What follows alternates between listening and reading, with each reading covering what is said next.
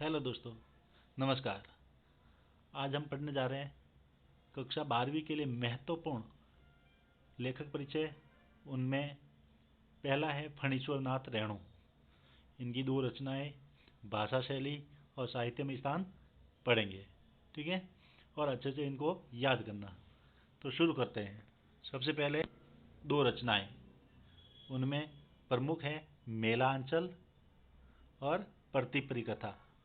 इसके अलावा इनकी एक कहानी भी है ठुमरी। तो मैंने 3 लिखी है, आपको 2 याद रखनी है, ठीक है। आगे देखो भाषा शैली। तो भाषा शैली में देखें तो रेणु जी की भाषा खड़ी बोली है। इनकी भाषा कैसी है? खड़ी बोली है।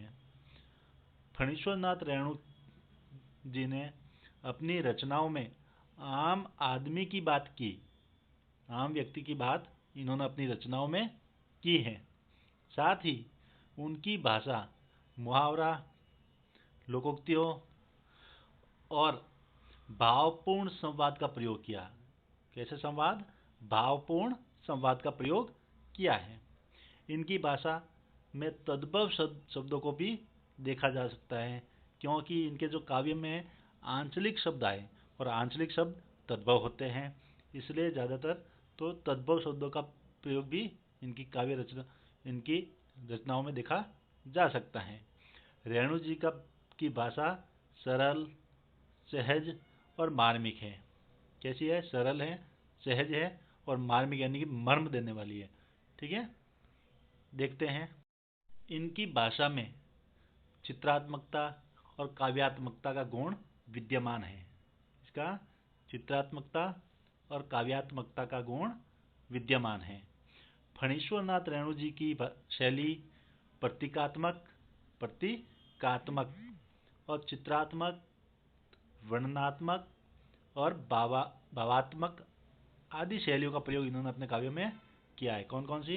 प्रतीकात्मक यानी प्रतीक रूप में भी, चित्रात्मक यानी कि अपने मन मस्तिष्क में वो चित्र उभर जाते हैं उनको पढ़ने से, वर्णनात्मक और भावात्मक, उनका भाव आसानी से ग्रहण हो सके, ऐसी शैलियों का इन्होंने अपने काव्य में प्रयोग किया है।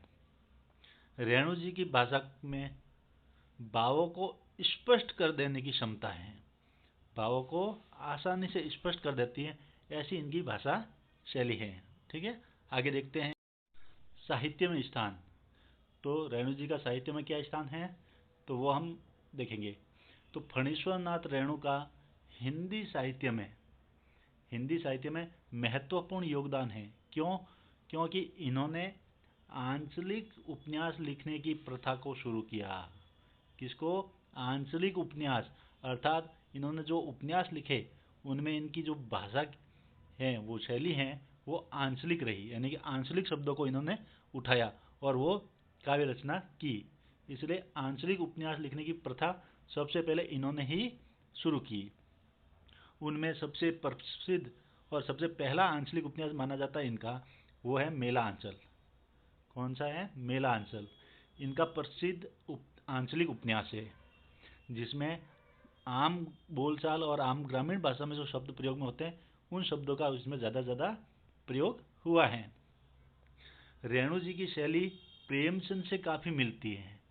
प्रेमचंद ने भी आम ग्रामीण जनजीवन का चित्रण किया है अपनी रचनाओं में, तो इनकी शैली भी उनसे बहुत मिलती है। इसलिए इनको आज़ादी के बाद के प्रेमचंद की संज्ञा दी गई।